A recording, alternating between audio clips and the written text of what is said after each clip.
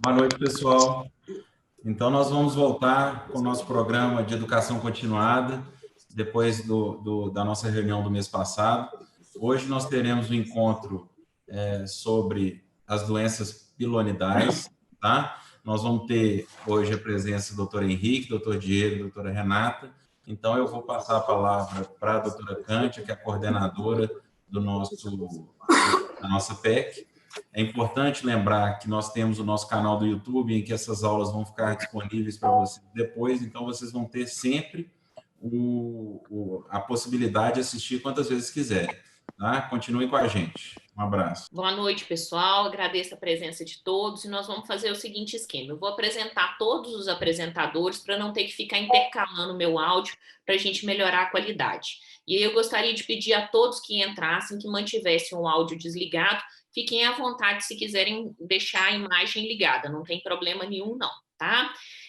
Primeiramente, vai apresentar o Dr. Henrique de Andrade Ferreira Pinto, que ele é R2 de coloproctologia da Santa Casa. Ele vai apresentar o caso clínico que vai motivar a nossa discussão a respeito da doença pilonidal.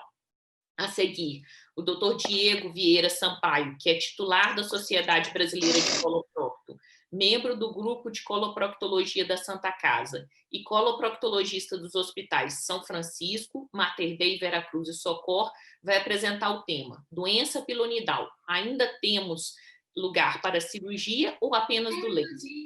E para terminar com chave de ouro, a doutora Renata Leal Breguns Meyer, dermatologista, titular da Sociedade Brasileira de Dermatologia, vai nos dedicar uma aula sobre o que o coloproctologista precisa saber sobre a depilação a laser. Durante as apresentações, todos já podem ir fazendo suas perguntas através da tela de bate-papo, e ao final eu e o Guilherme, que também é o coordenador da residência do grupo da Santa Casa, vamos moderar a discussão aí. Peço a todos os apresentadores que se mantenham dentro do tempo para a gente ter um prazozinho para discussão no final. Boa apresentação para todos. Está com você a palavra, tá, Henrique? Tá, joia. Obrigado, doutora Cântia. Vou compartilhar aqui, dando início aqui à apresentação, né? Meu nome é Henrique de Andrade, sou residente do segundo ano de coloproctologia da Santa Casa de Belo Horizonte.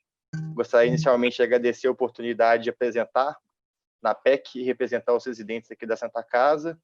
O tema escolhido foi a doença pilonidal e o seu manejo. Nessa apresentação, vou dar início com uma breve introdução, só para falar sobre a doença rapidinho e um caso clínico do nosso serviço. Então, o termo pilonidal é derivado das palavras pilos, que significa cabelo, e nidos, que significa ninho. A doença pilonidal, ela começa com um pequeno seio crônico na pele, entre as nádegas, contendo pelos, e pode progredir com um abscesso e uma ferida até crônica. É muito característico alguns fatores predisponentes, como o sobrepeso, a história familiar, a higiene precária e o surtismo. Clinicamente, o paciente cursa com uma dor, abolamento na região sacrococcígea, como pode ser mostrado na figura, e com drenagem de líquido desde serosidade até pulso. Então, muitas vezes, o paciente refere uma ferida indolente e resistente à cicatrização espontânea, que gera desconforto por saída constantemente dessa secreção. Então, pode ser mostrado ainda com depressões na linha média e feridas abertas de tamanho acentuado.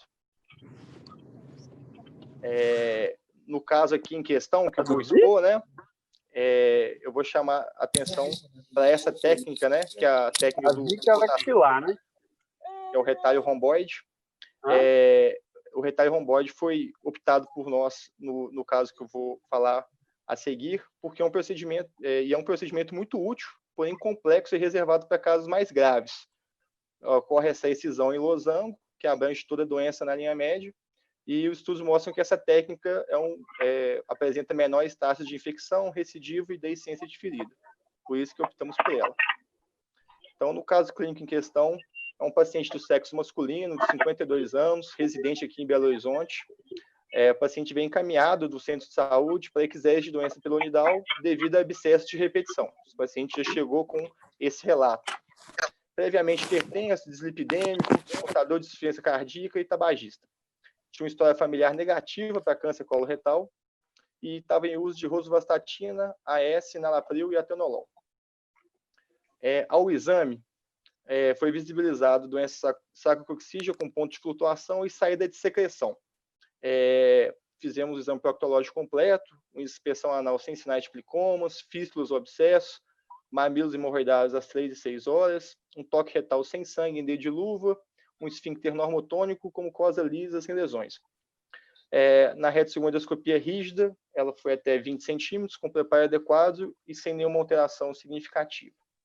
Inicialmente, como conduta, optamos por fazer solicitação de exames, uma avaliação pré-anestésica aqui no serviço, já programando uma cirurgia, foi orientado o paciente sobre o procedimento, os riscos, os benefícios, né? A chance de ter cuidados, né, específicos com a ferida, e foi solicitado colonoscopia para esse paciente em virtude da idade dele, como rastreamento de câncer coloretal. Isso foi no dia 23/4. No dia 15/5, esse paciente conseguiu fazer a avaliação pré-anestésica, quase um mês depois, e foi abordado no dia 5 de agosto. Esse paciente foi submetido a eczese cispronidal, com rotação do retalho romboide, e posicionamento de dreno Portovac sobre anestesia geral com máscara laríngea. Esse procedimento foi realizado sem intercorrências e eu não tenho a foto dele antes, só tenho após a realização do procedimento mesmo. No primeiro dia de procedimento, no primeiro dia de pós-operatório, esse paciente evoluiu estável, padrão respiratório bom, deambulou, aceitou a dieta adequadamente, a ferida operatória estava limpa, não tinha nenhum sinal de sangramento ou infecção. O dreno tinha um débito de 200 ml em 24 horas e tinha um aspecto celemático. Foi optado por dar alta para esse paciente com o dreno, né? Foi explicado, orientado ele, né, os cuidados com esse dreno. É optado por manter o antibiótico, uma cefalexina por 14 dias, e orientado sinais de alarme para esse paciente, para ele poder retornar ao nosso serviço, caso necessário. Isso foi no dia 6 de agosto. Foi optado também por esse retorno mais precoce em virtude do dreno. No terceiro dia de pós-operatório, ele retornou para avaliação do dreno e da ferida, não tinha nenhuma queixa específica. O relato dele, dos 2 dias anteriores, era que o dreno tinha um débito de 50 a 70 ml em 24 horas e com aspecto celemático. A ferida operatória continuava limpa, nenhum sinal que chamasse atenção. Então, foi optado por retirar esse dreno em virtude de um débito mais baixo, mantido a cefalexina e orientado sinais de alarme. Essa era a ferida após a retirada do dreno, do terceiro dia de pós-operatório. No dia 11/8, no 6º DPO, esse paciente retornou, né, já com uma queixa de dor, saída de secreção espessa pela ferida. Ele tinha feito contato conosco, né, anteriormente, por isso esse retorno mais precoce. Alegou febre, sem outras alterações significativas, né? Mas tinha no exame tinha uma ferida operatória com pequena área de deiscência, uma hiperemia e saída de secreção purulenta. Foi optado por substituir o antibiótico, optado por um clavulin por 14 dias e uso de creme tópico de colagenase na ferida. No 18º DPO, esse paciente, de eczese do cispronidal, esse paciente retornou já com melhora, né, das queixas anteriores, não tinha mais febre, tinha uma redução na drenagem de secreção pela ferida, a ferida operatória com pequena área de deiscência, já com uma fibrina, sem hiperemia importante ou saída de secreção purulenta, e foi mantido o clavulin por mais 14 dias. Então, completando aí 28 dias, completaria-se aí 28 dias de antibiótico. Mantido o creme tópico de colagenase em virtude da boa resposta e encaminhado esse paciente para a comissão de curativos aqui do hospital, onde poderia ser feito um acompanhamento compartilhado para melhor cuidado da ferida. Essa é a ferida dele no 18º dia de pós-operatório. Tinha realmente uma hiperemia e uma fibrina mais importante no terço médio da ferida grande, né? Ele já trouxe nesse retorno o resultado do exame anatomopatológico dele, mostrando uma doença pilonidal fistulizada mesmo, como a gente já esperava. Então, no dia 11 de setembro, já no 36º dia de pós-operatório, esse paciente retornou sem queixas, mantendo os cuidados com a ferida e o uso da colagenase creme, assim como foi orientado. Mantinha apenas fibrina, não tinha nenhum sinal infeccioso mais. Foi optado para retorno em 30 dias e mantido o acompanhamento com a comissão. Já um mês depois, né, no 78º dia de pós-operatório, o paciente retornou se mantendo sem queixas, sem febre, referiu acompanhamento semanal com a comissão de curativos, né? Aquele acompanhamento compartilhado, como eu disse. Nesses últimos 30 dias, a comissão de curativo substituiu o uso da colagenase pela placa de alginato de cálcio, e a ferida operatória já se encontrava em estágio avançado de cicatrização. Não tinha mais fibrina, não tinha secreção purulenta, e foi optado por um acompanhamento semestral desse paciente. Essa é a ferida já com estágio avançado de cicatrização, como eu disse, nenhum sinal importante de infecção. Obrigado. Diego, fique à vontade para apresentar, tá? Ok, deixa eu compartilhar minha tela aqui. Primeiro, agradecer aí à Sociedade Mineira, né, e também ao serviço do Grupo de Coloproctologia da Santa Casa, o convite na pessoa do Dr. Guilherme. Então, vamos começar. Bem, gente, completando um pouco o que o Henrique falou, né, a doença pilonidal vai ser um processo inflamatório infeccioso ocorrendo no sulco interglúteo. Lembrando, a palavra pilonidal advinda de pelo. Então, o maior público, né, o maior número de pacientes serão pacientes adolescentes, adultos jovens. Interessante que boa parte da literatura, muita coisa que eu encontrei foram nos periódicos também de cirurgia pediátrica. Lembrando, pelo, homem mais peludo. Então, haverá uma predominância mais ou menos de 3:1 dos pacientes do sexo masculino. Embora os primeiros relatos da doença eles sejam advindos do século XIX, né, ficou muito famoso como a doença dos jipeiros, né, aí na Segunda Guerra Mundial, principalmente nas tropas americanas. É observado também que é engraçado que em todas as grandes campanhas militares, né, Guerra da Coreia, Vietnã, sempre tem um grande índice de pacientes que são internados por doença pilonidal, em torno de 70, 80 mil soldados, e isso pode ser alguma coisa prejudicial, porque eles tinham que sair do hospital já melhorados para poder voltar à batalha. Os fatores de risco, né? Também a questão da obesidade, o tabagismo e, claro, o hirsutismo, a presença de pelos no local. Só continuando aqui.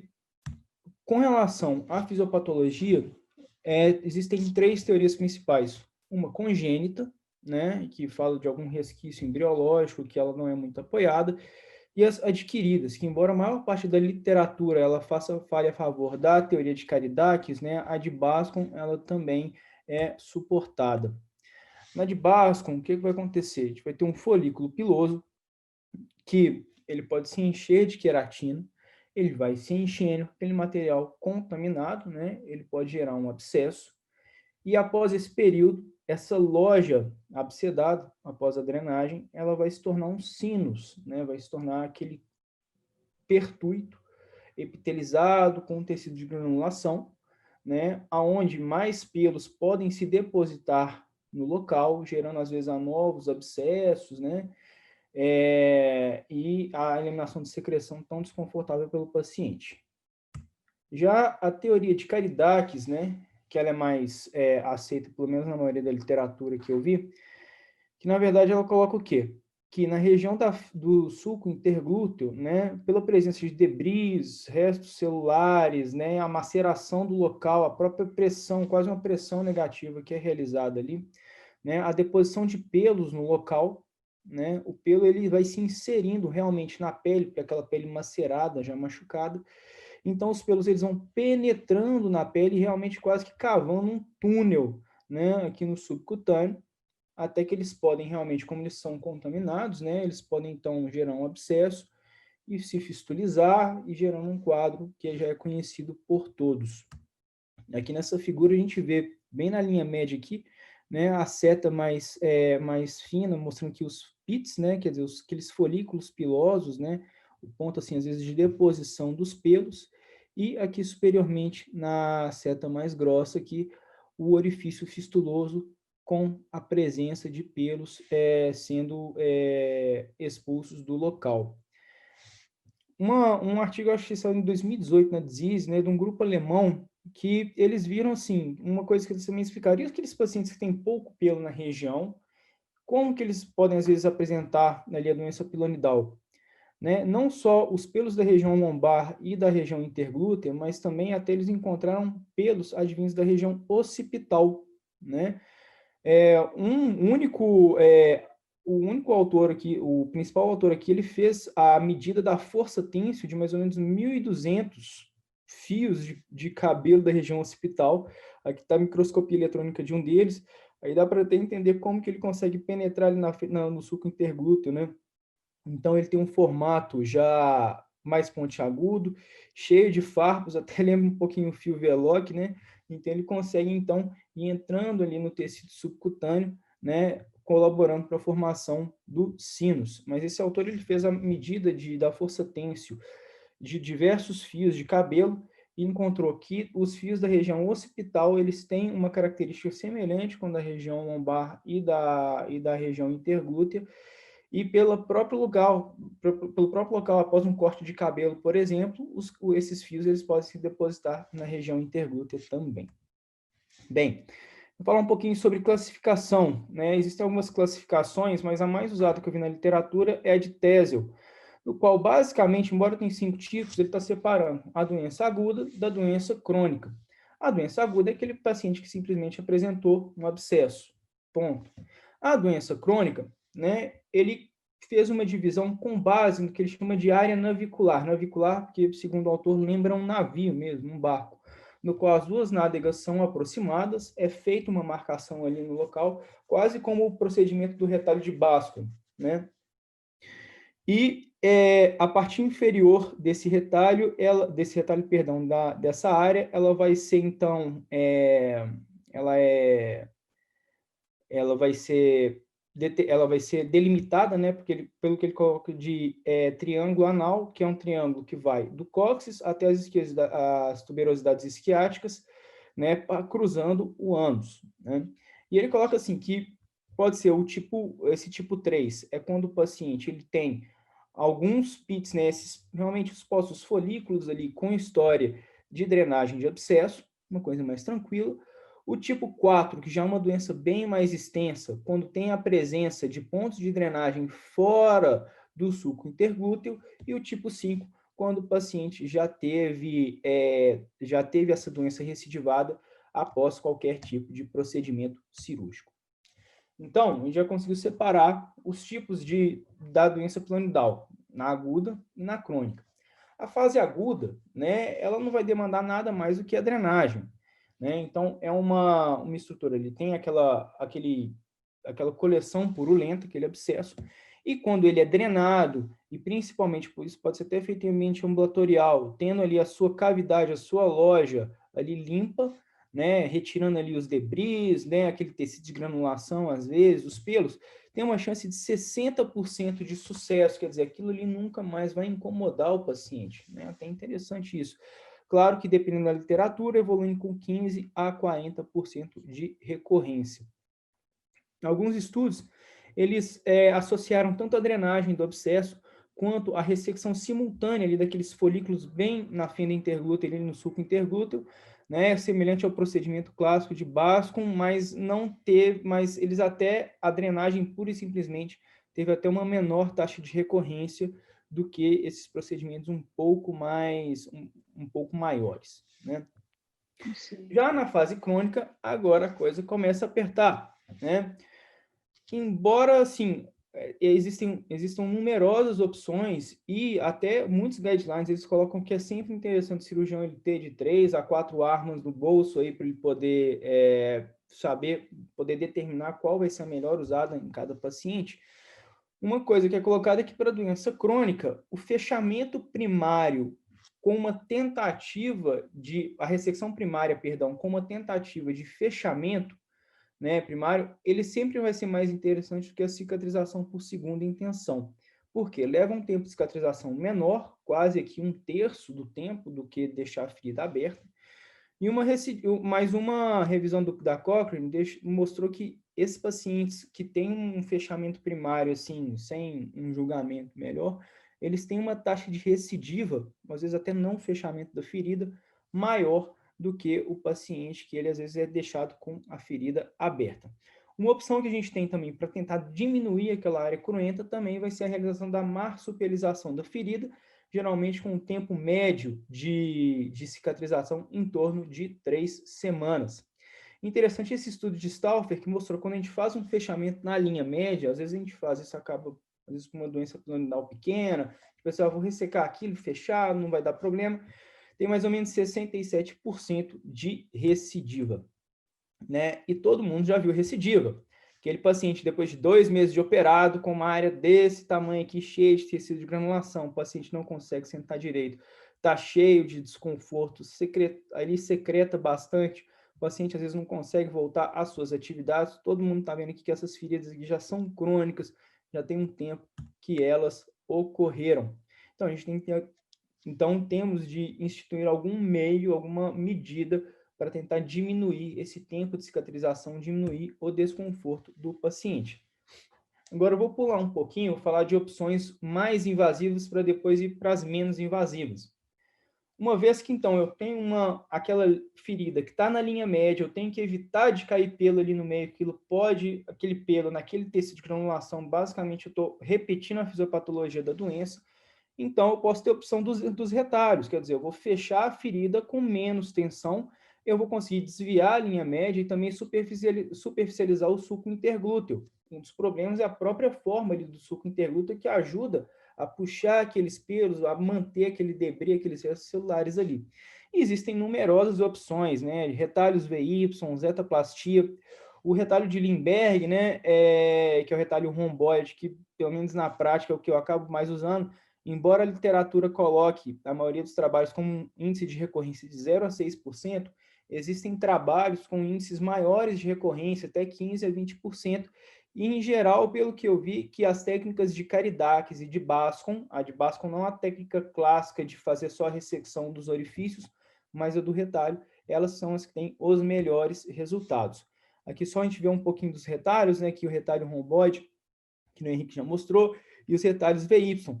Interessante que no retalho romboide, em alguns pontos de tensão específicos da ferida, onde é que geralmente pode ocorrer uma deiscência ali do retalho, às vezes ter a inserção de algum pelo, de algum cabelo ali e levar um quadro novamente.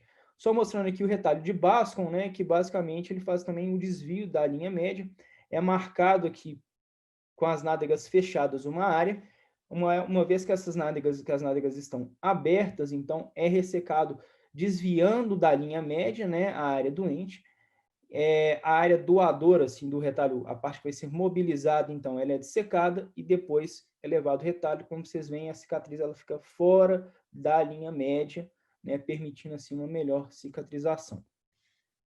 A gente também tem opções menos invasivas, né, a aplicação de fenol, embora eu não tenha experiência com isso, parte da literatura fala até casos com 100% de sucesso, né, aplicação de fenol cristalizado, de cola de fibrina também.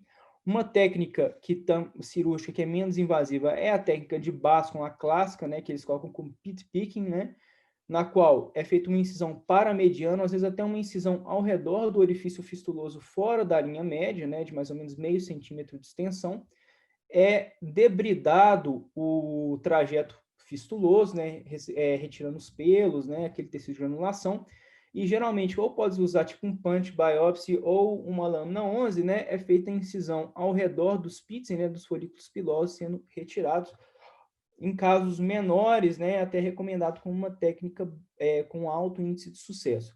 E assim como existe também o VAFT, existe o VAPS, né, que é a ablação videoassistida do sinus pilonidal, né, que alguns trabalhos colocam também como alto índice de sucesso, próximo de 100%. Esse aqui é um trabalho português, né, porém é uma técnica bem nova ainda, né, e ainda não tem não tem uma casuística tão interessante assim, mas é algo que também pode ser pensado.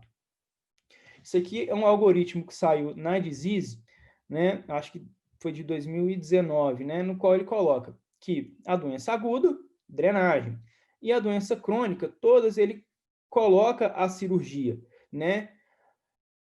Sempre a opção de um tratamento conservador com higiene, como eu vou falar logo a seguir, mas também aqui a presença aqui de, quando é uma doença com um índice, com menores, com uma área inflamada menor, realizar a ressecção ali dos folículos, né, fazer a técnica de Bascom clássica, e quando eu tenho uma doença mais severa, né, sempre tentar optar pelo fechamento primário, né, mas aí muitas vezes vou ter que apelar para o uso dos retalhos. Então é sempre bom o cirurgião ele ter algumas armas na mão, alguns tipos diferentes de retalho, de como saber fazer diferentes tipos de retalho, a fim de permitir assim uma aplicação mais adequada de um retalho em cada situação.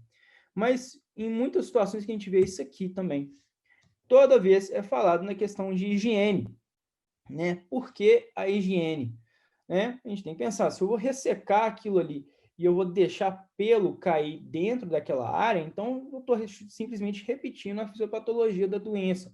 Então eu tenho que eliminar, tenho que fazer uma higiene adequada, uma limpeza adequada, e quando a gente está falando de pelo, eu vou tentar remover esses pelos, né?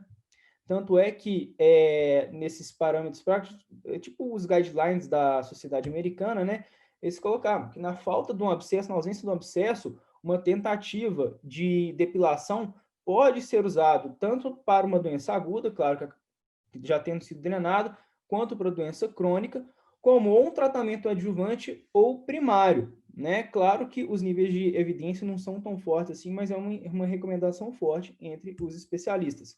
E qual vai ser a melhor alternativa para essa depilação? Cera quente, né? Lâmina, né? Também não tá muito legal. Laser, né? A gente pensando em alternativas um pouco mais modernas, né? E como vamos falar de coisas um pouco mais novas, vamos tentar falar um pouquinho do laser, né? Existem diversos estudos a respeito do uso da depilação a laser na doença pilonidal, né? Mas muitos estudos eles têm um N pequeno, não tem uma casuística tão grande, eles não têm um impacto estatístico tão importante.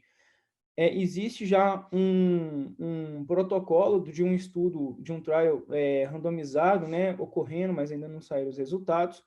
Mas, basicamente, saíram duas revisões sistemáticas recentes a respeito da depilação a laser e todas elas tiveram achados interessantes, que são: quando eu tenho um paciente que ele não faz depilação depois da ressecção da doença, em geral eles têm 19,7% de recidiva. E olha só, quando ele usa lâmina ou esses cremes depilatórios, vai ter um índice de recidiva ainda maior. Por que isso? Os autores eles questionam a possibilidade de ser, às vezes, pelo fato do paciente estar fazendo isso em casa e não conseguir fazer direito.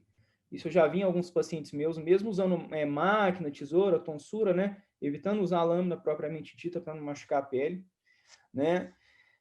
Tanto é que na literatura eu vi que as primeiras depilações de preferência usando lâmina tem que ser feito pelo próprio cirurgião, né? Porque o paciente vai ter dificuldade em manipular o local. E a questão do laser, ele tem realmente um índice mais baixo de recidiva, mesmo não sendo trabalhos com uma metodologia tão boa assim, né? Por que ele vai ter um índice mais baixo de recidiva? Porque o laser vai ter a capacidade de fazer uma destruição do folículo piloso, né? Aquela destruição térmica do folículo piloso, então o folículo vai deixar de existir ali. Então é um fator a menos para a recidiva da doença. Então por que ainda haveria recidiva? Às vezes a presença ali da área cruenta ainda que não cicatrizou, que vai demorar a cicatrizar por estar na linha média, ser um lugar sob tensão. E também, que nem eu falei anteriormente na apresentação, a questão até dos pelos da região occipital, dos cabelos da região occipital, que podem cair ali na região interglútea, né? Claro, o laser não é um método sem complicações, né? A literatura coloca como complicações em até 28% dos casos, mas a maioria das complicações são dor e desconforto, né? Colocando infecção de pele até abscesso, eles não interam em torno de 2,4% dos casos apenas. Então, realmente é uma técnica que está associada a baixa morbidade para o paciente.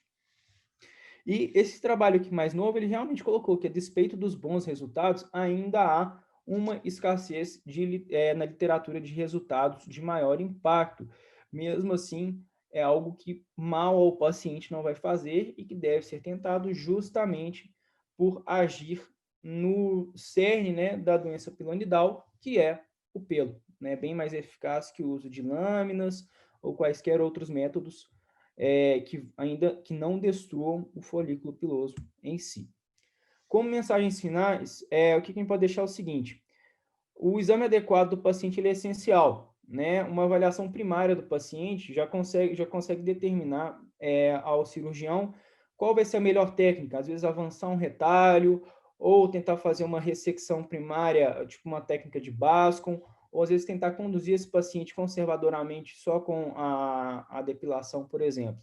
Então, a gente tem um arsenal terapêutico com uma ampla gama de opções, e é sempre bom o cirurgião ele ter algumas dessas armas na manga, algumas dessas cartas na manga, né, perdão, a fim de poder ter uma melhor disponibilidade do que usar no momento. As recidivas, elas não são desprezíveis, em alguns casos até acima de 60%, e muitas vezes são de tratamento moroso, demorando às vezes até 20 semanas para cicatrização. E a depilação, ela está associada com uma aliada no tratamento da doença piloidal, a despeito da ausência de estudos melhor desenhados, e que o laser é uma terapia promissora, sim, com melhores resultados do que o uso de lâminas e cremes depilatórios. Muito obrigado. Parabéns, Diego. Renata, fique à vontade para compartilhar sua tela, tá? Bom, primeiramente, boa noite a todos. Eu queria agradecer o convite por estar aqui com vocês. E eu vou falar um pouquinho, então, sobre depilação a laser, dar algumas pinceladas sobre o que vocês precisam saber e falar um pouquinho mais do que o Diego falou. Ele já falou muito bem.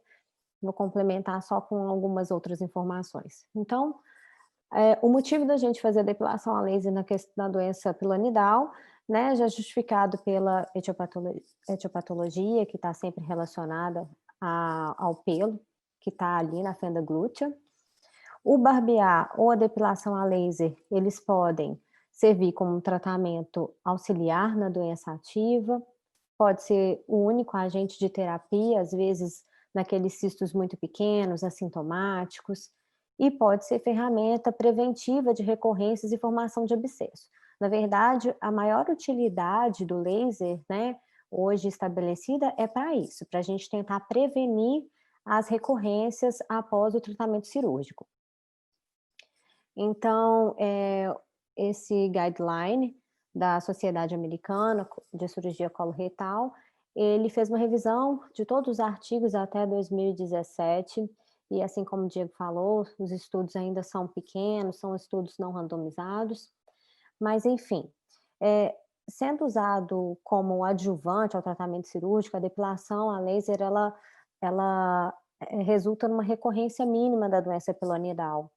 Como tratamento primário, em alguns estudos, assim, falam de cura duradoura em 44%, outros a 100%, mas outros estudos também falam muito contra isso. O laser, normalmente, ele é feito com anestesia local, várias sessões, e os lasers mais utilizados nos artigos que a gente tem são o ND-YAG e o laser Alexandrite. Eu vou falar um pouquinho mais à frente sobre quais são os que a gente tem hoje no mercado. Mas nível e qualidade de evidências insuficientes até o momento mesmo para a gente realmente fornecer uma recomendação geral em relação à depilação a laser.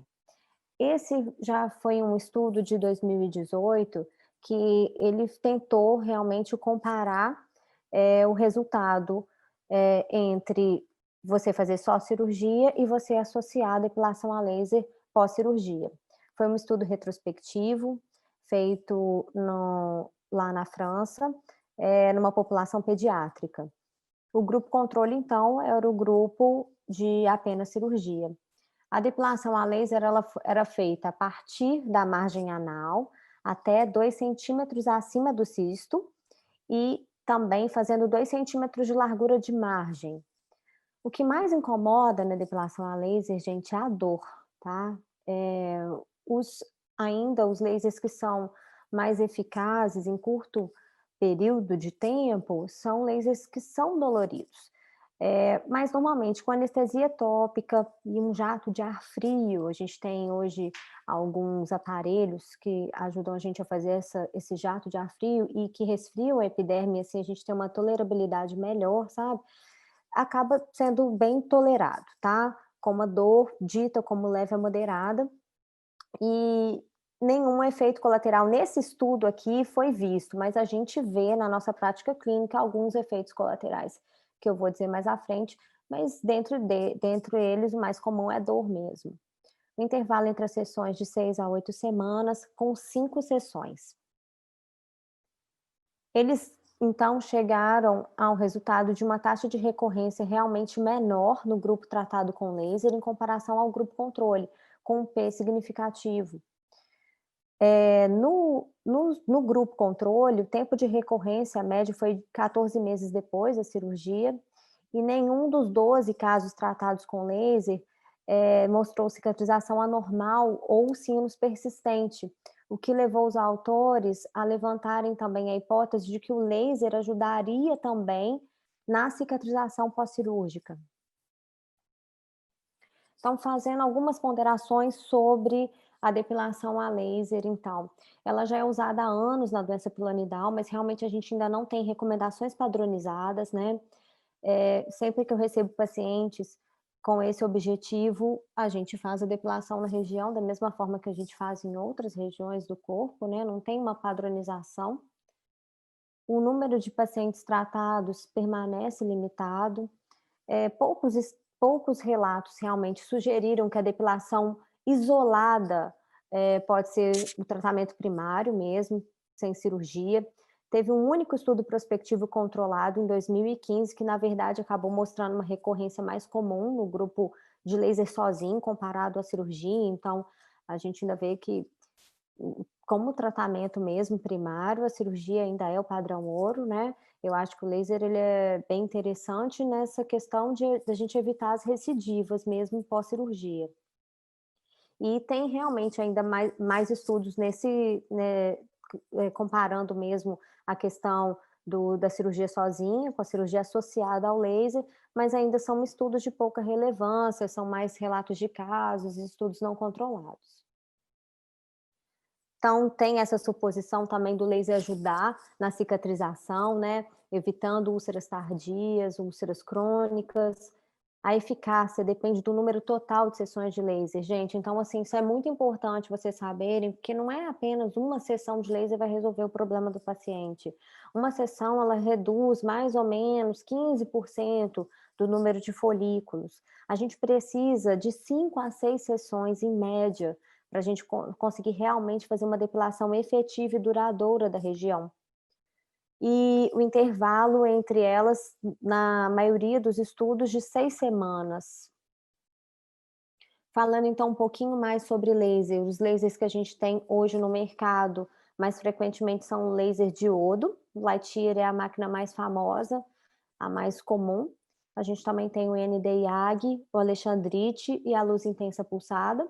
Cada um tem as suas características, tem seus pontos fortes e tem seus pontos fracos.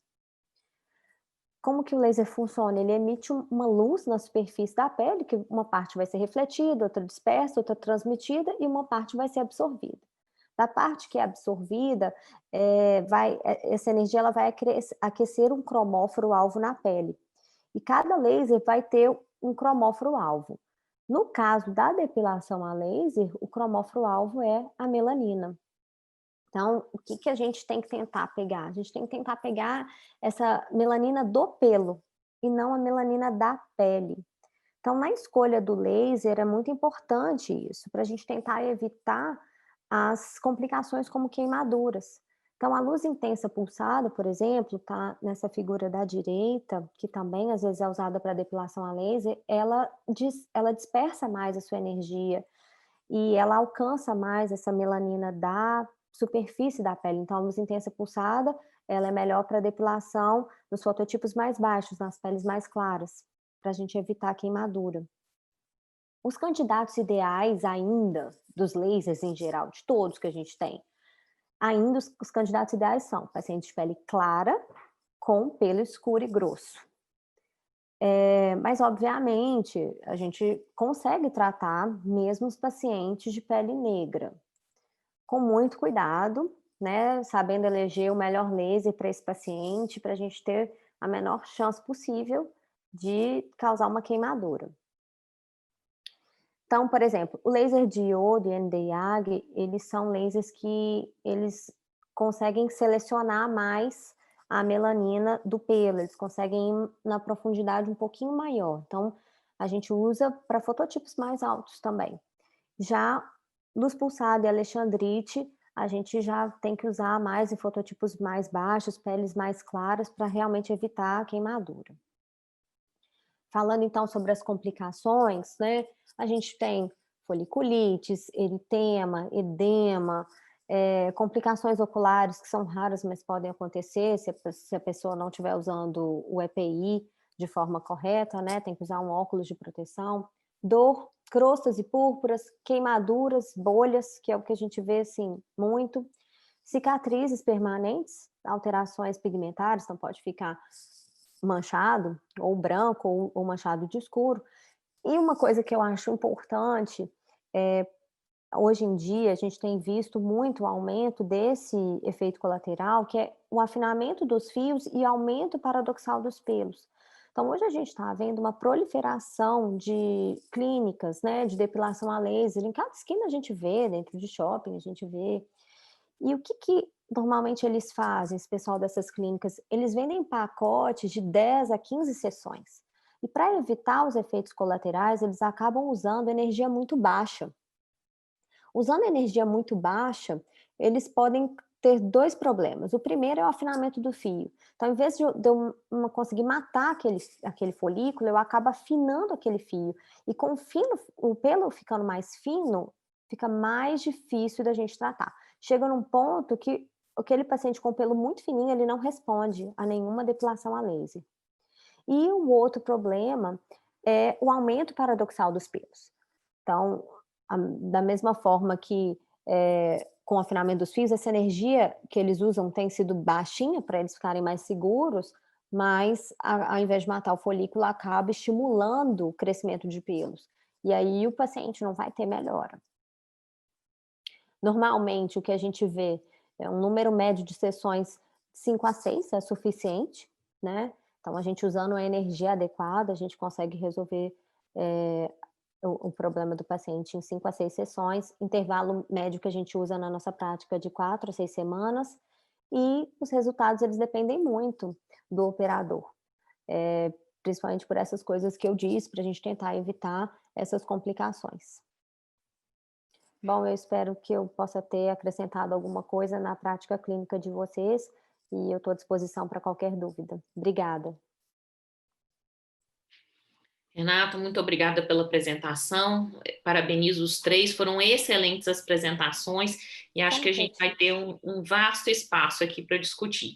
Agradeço também demais que vocês foram super dentro do horário e aí dá um espacinho para a gente discutir um pouquinho, que é super bom, tá? Vou começar minhas perguntas com o Diego.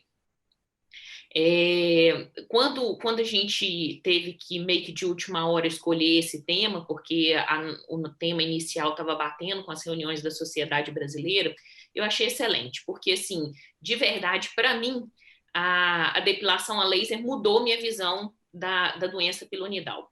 Eu não tenho isso como dados estatísticos, mas assim, eu acho que até a limpeza que fica no pós-operatório, a ferida mais limpa, me agrada muito mais. Então, de rotina, eu encaminho os pacientes para fazer o laser antes da cirurgia. E aí, o doutor Bruno perguntou aqui para o doutor Diego se ele usa na prática clínica dele o laser nos pacientes assintomáticos e se ele usa antes, ou no pré ou no pós-operatório para os pacientes dele. Sim, eu venho indicando laser para os pacientes, sim, né? E eu tento também no pré-operatório, né? Para já chegar num terreno um pouco mais amistoso durante a cirurgia. Acho que a única situação que realmente não dá para fazer são aqueles pacientes que às vezes aparecem com abscesso para ser drenado, né? E aí eles acabam tendo que fazer, então, o laser após o procedimento. Claro que não são todos os pacientes que conseguem fazer o laser também, né? Até muito importante que a Renata falou, a questão da intensidade, o número de sessões, né? Porque às vezes é atrativo e é mais barato para o paciente fazer tipo, um laser com menor intensidade, que não vai resolver o problema dele. mas principalmente no SUS, que é quando a gente pega aquelas grandes crateras, né, que o paciente tem com 5 orifícios fistulosos, né, quase toda a nádega do paciente toda endurada ali, de tanto tecido de granulação, né, muitos deles eles falam que eles não têm condição de fazer o laser também, né, então eu tento recomendar algum tipo de depilação, assim, aí seria o tipo tonsura, pelo menos, mas o laser realmente eu percebi um resultado diferente com relação aos meus pacientes que podem fazer. E você prefere no pré ou no pós? Você tem uma preferência? No pré. No pré, porque assim, se deixar para fazer no pós, o pelo vai continuar ali, né? Então, o pelo que pode cair dentro da ferida e continuar o mesmo ciclo de novo. É a minha opinião. Se é para fazer, vamos fazer no pré, porque aí no pós-operatório eu tenho uma ferida muito limpinha. E assim, aí se acompanha melhor a cicatrização. Até se você quer usar algum agente tópico, eu acho que age melhor, porque não fica aquela coisa tão suja. Eu gosto muito de fazer no pré-operatório também. Guilherme, ajuda a gente aí. Excelente, pessoal, a apresentação, né, gostei muito né, de todos, e eu fico feliz, Renata, que agora, além dos pruridos anais, nós vamos mandar para o seu cispilonidal também, né? Então, como dermatologista, a gente faz a parceria bacana. E o doutor Bruno Justo... Oi? Só caso bom. O doutor Bruno Justo, ele fez a pergunta aqui também, que era a pergunta que eu ia fazer.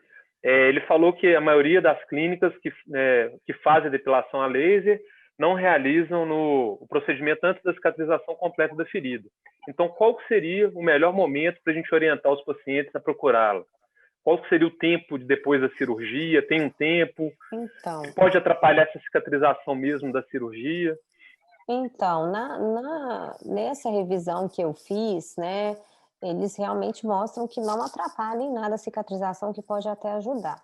Nos casos que eu acompanho lá na clínica, né, de depilação, eu acho que vale a pena dá para a gente começar a fazer a partir de uns 15 a 30 dias pós-cirurgia, né? Quando aquela ferida já não está secretiva demais, quando a ferida já está granulando, já está bonitinha, ali a gente já pode fazer.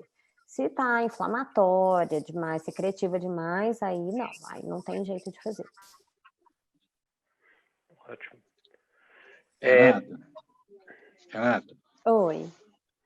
Eu já tive uns 2 casos que paciente, mesmo com ferida grande, que não queria operar, e a depilação resolveu o tratamento sozinho. Assim, poucos casos, né? Mas assim, um paciente tinha um problema mental, não queria operar de jeito nenhum, uma ferida grande, e foi depilando e resolveu a ferida. Resolveu, né? Resolveu. Isso Algumas pode feridas acontecer menores mesmo. também pode resolver. Agora, eu queria perguntar... Pode falar. Desculpa, Wilson. Não, pode falar. Eu acho que principalmente às vezes para os casos, assim, daqueles cistos pequenos, sabe? Às vezes, acho que vale a pena tentar mesmo. Já, pelo menos, se precisar depois fazer a cirurgia, já está limpinha ali a região. Então, eu acho que vale como uma tentativa, né? Uhum. Eu quero fazer uma pergunta agora para o Diego. Sim, Diego? doutor. Sim. Aqui, você leu alguma coisa sobre cama hiperbárica para cisto pilonidal? De medicina hiperbárica, eu vi tanto de medicina do uso da câmara hiperbárica quanto curativo a vácuo, mas eu vi a parte curativa a vácuo com uma frequência maior, né? Eles colocam que realmente diminui o tempo de cicatrização, mas a diminuição do tempo é pouca, tipo assim, a redução de 1 semana do fechamento da ferida, sendo que adiciona um custo bem mais elevado aos pacientes. Como boa parte da literatura vai ser americana, né, e muitas vezes o paciente vai pagar pelo tratamento, então eles colocam um custo como algo mais impeditivo, até para a questão do curativo a vácuo também. Eu estou falando isso porque eu tive um paciente, estou com um paciente agora, e é um cisto recidivado. Eu operei em outro serviço. E a mãe dele pediu para fazer cama hiperbárica. Aí eu falei assim, não tem experiência, você vai lá no médico lá da cama hiperbárica fazer. Fez 40 sessões. Não adiantou nada. Assim, porque também... Tá lá. Também tem que ver a questão daquele tecido, de hipergranulação que fica, né? Às vezes o paciente foi operado, recidivou, e fica aquele tecido de granulação que até ficar acima da borda da ferida.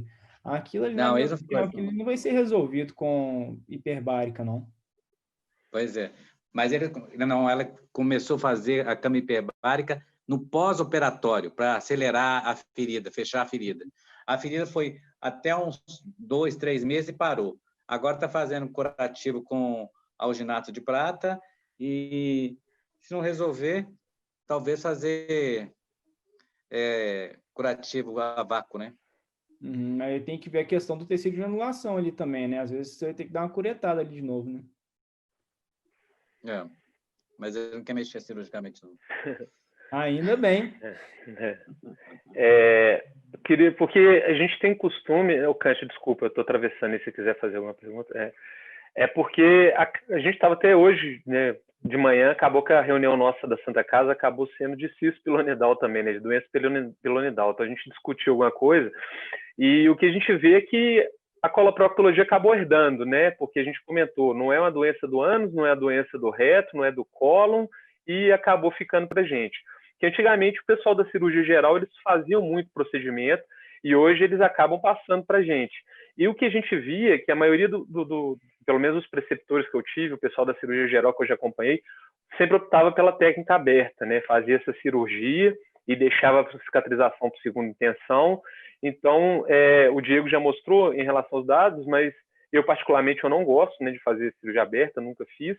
E aí, aproveitando até esse comentário, que tem uma pergunta aqui para a Renata, se é possível fazer o laser no pós-operatório imediato com a ferida aberta, se tem algum problema. O áudio está desligado. Desculpa. É possível, sim, fazer, mas contanto que a ferida esteja já granulando, já com aspecto bom, sequinha, né? Não dá para ser uma super ferida secretiva, inflamada, aí não tá. Mas se ela tiver, assim, cicatrizando por segunda intenção, e tiver uma boa cicatrização, eu não vejo problema algum, não. Pois é, aí eu queria até acrescentar nessa pergunta que foi do Hélio, para a Renata ainda, o que o Wilson falou. Às vezes a gente vê assim, o paciente não teve um abscesso, mas dá como se fosse uma rachadura na linha interglútea e ali vai entrando cabelo e não cicatriza, aquilo ali não cicatriza. E eu já tive também 2 casos, é também uma experiência muito pequena, que só de fazer o laser para limpar para eu ir para a cirurgia, acabou, cicatrizou e agora não tem nem pits mais. Então, assim, resolveu, estou acompanhando os pacientes no consultório. Então, assim, uma coisa é a ferida de cirurgia, que eu acho que realmente o laser não deve ser legal. Mas essa ferida que você vê que ela abriu por causa de trauma, por causa de sujeira, eu fico achando que o laser ajuda. Eu já tive 2 casos e eu fiquei muito satisfeita com o resultado. Você acha que é possível, Renata? É possível, sim. O que a gente tem que tomar cuidado na hora que a gente está fazendo, né, a depilação a laser não dá, igual eu falei, não pode ser uma lesão super inflamatória, porque isso pode aumentar a chance da gente ter efeitos colaterais em relação ao laser, né? Ela não pode estar secretiva demais, não pode ser uma ferida secretiva demais, mas tirando isso, gente, dá para ser feito sim. Ótimo. Ô, Diego, lembrando que a gente está falando muito para residente, né? Tem muito, acho que até residente de cirurgia geral, acadêmico aqui. Então, assim, eu gosto muito do como eu faço, né? Então, a gente sabe, igual você falou, a gente tem que ter essa questão do arsenal para poder operar o paciente. E às vezes o retalho é uma coisa que você tem que ter uma prática, né? Fazer alguns para você poder, né, conseguir fazer uma coisa adequada, porque a gente sempre vê que fica aqueles pontos mais tensão, às vezes abre, dá uma deiscênciazinha, fica granulando um pouco, né? Às vezes até secretando um pouco. Você tem alguma dica em relação à confecção do retalho, alguma coisa que você pode evitar para poder, né, tentar melhorar? A questão da medição, como é que você costuma fazer isso? Sim, assim, o retalho que eu mais acostumado a fazer acaba sendo o VY e principalmente o romboide, né? Com relação ao romboide, uma coisa que eu percebi é o seguinte, na hora de fazer o losango, né, o vértice inferior do losango fica já um pouco fora da linha média já. Eu acho que isso ajuda um pouco. E a outra questão é de tentar fazer, obviamente, o retalho mais espesso possível, né? E, ao mesmo tempo, tentar fazer o mais espesso, mas tentando respeitar também a área que eu ressequei, né? Então, às vezes, a área que foi ressecada, uma área um pouco mais superficial, né, um pouco mais, não chegou até quase no saco, não chegou até quase no osso, então a gente consegue fazer um retalho assim para poder se adequar melhor à pele ali, um pouco mais superficial. Se a gente acabou afundando mais na ressecção ali, fazer um retalho também proporcionalmente mais grosso. Isso foi o que eu percebi, assim, tentar sempre deixar a incisão fora da linha média. E adicionando a isso, foi feita uma pergunta aqui com relação ao uso do antibiótico no pós-operatório. Assim, a questão do antibiótico. A literatura não fala assim do benefício do uso do antibiótico na questão do uso quando é confeccionado retalho na fase crônica, e fala até a questão do uso do antibiótico na fase aguda só nos pacientes com necessidade, como uma celulite mais extensa ou pacientes imunossuprimidos, e às vezes colocam uma cefalosporina de terceira geração junto com o metronidazol que foi falado aqui na pergunta. Acho que outra questão também, eu digo, às vezes afastar um pouco a ferida, igual a gente comentou de manhã, é do ânus, né? Não deixar muito próximo ao ânus ali a vez, que às vezes dá uma deiscência, às vezes dificulta essa cicatrização também, né? Exatamente. E tentar chegar na hora da cirurgia, embora o paciente não fez depilação a laser, mas assim, tentar dar uma aparada nos pelos da região ali, porque algumas vezes eu já vi na hora de tentar fechar o retalho, aquele pelo ali da nádega caindo dentro ali do retalho, assim, né? Então você já pensa assim, nossa, esse paciente tem uma chance maior de recidivar. Gente, excelente a discussão, maravilhoso. Eu agradeço vocês demais pela parceria e ficou ótima a aula. Guilherme, eu te passo a palavra para você encerrar.